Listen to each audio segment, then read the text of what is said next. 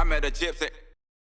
Who was in your age era? Who was like the dudes? Same age as me, Romano, Ryder D. We were, funny enough, we were all teammates on Team Green at one point. Yeah. So there's that, and then just above me, Jett Reynolds. Who won literally everything. Mm-hmm. He was probably the next AC as a mini bike guy. Yeah. So there was those guys. We had the LeBlanc, Yoder, Braswell was really good. Shoot, I'm sure I'm missing a handful of guys right now, but dude, you're basically beating all those guys.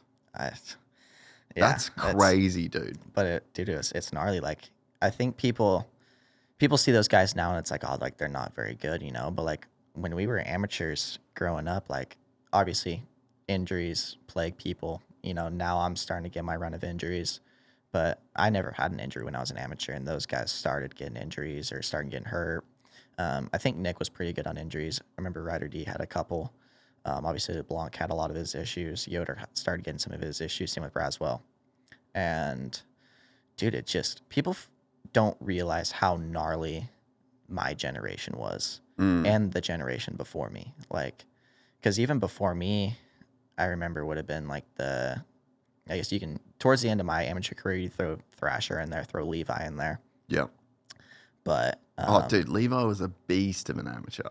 Yeah, exactly. But he was a late bloomer. You know, like he only really started doing good his last couple of years as an amateur, and he was a bit older than me. Yeah. But better late than never. You know, like he still ended up where he ended up right now because of those last 2 years or 3 years he had as an amateur. Yeah. Same with Thrasher, because I don't really remember Thrasher on a mini bike, but I don't really think he lit the world on fire. But obviously on big bikes, he was really good. He was on TLD KTM. But dude, so my last, I guess kind of jumping ship a little bit, but my last 2 years, I was an amateur. So 2020, Lorettas. I raced Schoolboy 2, 250B. I was 15 years old. So it was me, Nick Romano, LeBlanc, Nate Thrasher, Yoder. I guess I won Schoolboy 2 that year. So it was me and Thrasher battling for it. Dude, that year was so gnarly. So gnarly. The regional that we did for that year was in Utah. And on the West Coast, they only do top 4 qualify for Lorettas. There was 5 of us there. So I remember at the start of the week, I'm like, dude, one of us ain't qualifying. It's like some Love Island shit. Like one of us ain't coming back to the house. So I was like, dude, like this is, and like I would have been 14, maybe 15 at the time. Like, dude, that was pretty wild for me. Like to sit there and think like, man, one of us ain't, qualifying. Like this is kind of wild. Like that was my first ever time being in that situation too. I'm like, this is kind of like sick, But dude, I just look back on times like that and it's just, dude, like I raced some gnarly guys. And like, dude, Jett Reynolds was the gnarliest guy as an amateur and then he got plagued with injuries, What do you think it is? Like, do you think, because yeah, when you name those names, like, I mean, you're the one that's probably had the most professional success. Mm-hmm. Like, what would you put it? Is it just luck that you didn't get hurt the way that they did? Or is it like, because, all right, so you've got great technique, like really, really precise. And the way you ride the bike is, you look slow sometimes, that's what you want. Absolutely. Maybe those guys are just like the full send kind of guy. Like, what is it, I think just the foundation I grew up around, being in Idaho, being on my own. I think when you're so young in SoCal, you're around, that was when obviously Pro Moto was super heavy in SoCal still. I think when you're just around that so much and you have the weight on your shoulders like Jett did or Ryder D did or even Romano did at the time, or just, I guess Thrasher did too. Like, everyone expected them to win. They had a lot more invested in those guys than they did me. I just kind of had like my base deal. And like, here's your Team Green ride, here's your allotment of bikes, your parts, like, go get him, Tiger. Yeah. Like, obviously, like the better I did, it started getting better and better for me. And they started, I started becoming more of an investment. But at the beginning, like, just no pressure. They had their 10-year plan with Jett. They had their plan with Ryder D. I was just kind of just there.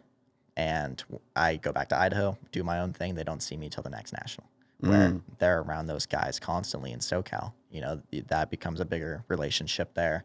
That becomes more of an investment over time because obviously they were really good and they're winning races. So it's like, shoot, Cowie's looking into the future, looking who their next guy's going to be, who's going to be their next Eli Tomac, who's going to be that guy that's going to start filling those shoes, who's going to be their next AC on PC, you know?